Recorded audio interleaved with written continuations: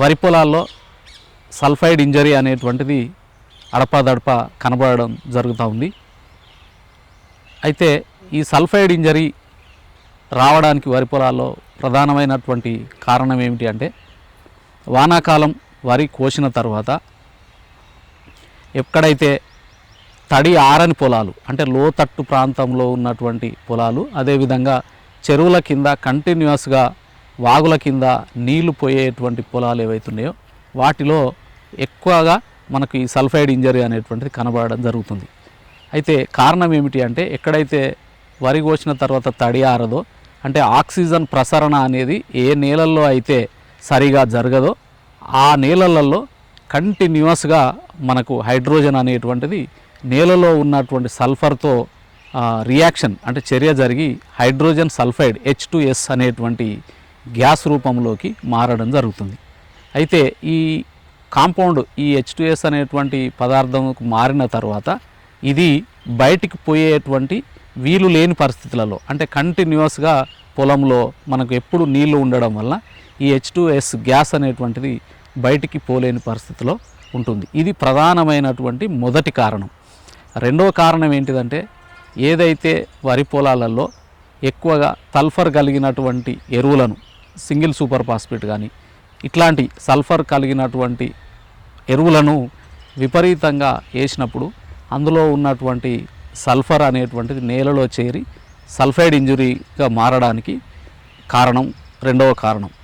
అయితే ఈ రెండు కారణాల వల్ల వరి పొలాల్లో మనకు సల్ఫైడ్ ఇంజరీ అనేటువంటిది ఏర్పడడం జరుగుతుంది.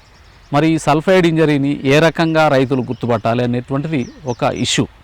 అయితే మొదటగా రైతు పొలాలలో మనకు మురుగు నీరు వాసన, మనం పొలంలో కాలేసి ఇట్లా చూసినప్పుడు మురుగు నీరు కాలేసినప్పుడు ఒత్తినప్పుడు బుడగలు బుడగలుగా రావడం అనేటువంటిది జరుగుతుంది. అదొకటి.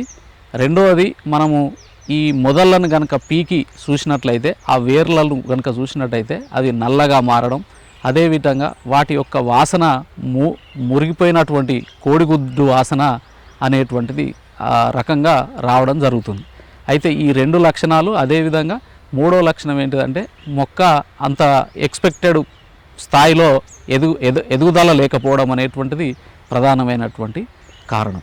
మరి ఈ సల్ఫైడ్ ఇంజరీ లక్షణాలు వచ్చినప్పుడు రైతులు ఏమి చేసుకోవాలి అంటే, మనకు సల్ఫైడ్ ఇంజరీ అనేటువంటి H2S గ్యాస్ అనేటువంటిది బయటికి పోవాలి వరి పొలాల నుంచి. అంటే దానికి ఏం చేయాలంటే, క్రమం తప్పకుండా దాదాపుగా ఈ సమస్య నుంచి బయటపడడానికి ఒక 2-3 సార్లు పొలాన్ని పూర్తి స్థాయిలో ఆరబెట్టాలి. పూర్తి స్థాయిలో ఆరబెడితే ఏమవుతుందంటే, మనకు చీమ నెర్రలు వచ్చేదాకా పొలాన్ని ఆరబెట్టినట్లయితే ఆ చీమ నెర్రలలో ఆక్సిజన్ వాయువు అనేటువంటిది చేరి సల్ఫర్ అనేటువంటిది H2S నుంచి సల్ఫర్ డయాక్సైడ్ SO2 రూపంలోకి మారి బయటికి వెళ్ళిపోవడం అనేటువంటిది జరుగుతుంది. తద్వారా మనకు గాలి మొక్కల వేర్లకు తాకి ఆ సల్ఫైడ్ ఇంజిన్ నుంచి మొక్క కుదుటపడి మనకు సల్ఫైడ్ ఇంజిన్ నుంచి రక్షించడానికి ఆస్కారం ఉంటుంది. అది ఒకటి. రెండవది, ఎప్పుడు కానీ వరి పొలాలు అంటే తడి ఆరని అంటే కంటిన్యూస్గా మనకు నీళ్లు నిలబడేటువంటి పొలాలలో సల్ఫర్ కలిగినటువంటి ఫర్టిలైజర్ సింగిల్ సూపర్ ఫాస్ఫేట్ లాంటివి మనం వేసుకోకూడదు. ఎందుకంటే అందులో సల్ఫర్ ఉంటుంది, హైడ్రోజన్తో కలిపి హైడ్రోజన్ సల్ఫైడ్గా మారుతుంది. కాబట్టి ఆ సల్ఫర్ కలిగినటువంటి ఎరువులను, కాంప్లెక్స్ ఎరువులు కానీ స్టేట్ ఫర్టిలైజర్ అయినటువంటి సింగిల్ సూపర్ ఫాస్ఫేట్ కానీ వేసుకోకుండా ఉండాలి. ఈ రెండు చేయడం వల్ల మనం సల్ఫైడ్ ఇంజరీ నుంచి వరి పొలాన్ని రక్షించుకోవడానికి కంపల్సరీ వీలుంటుంది.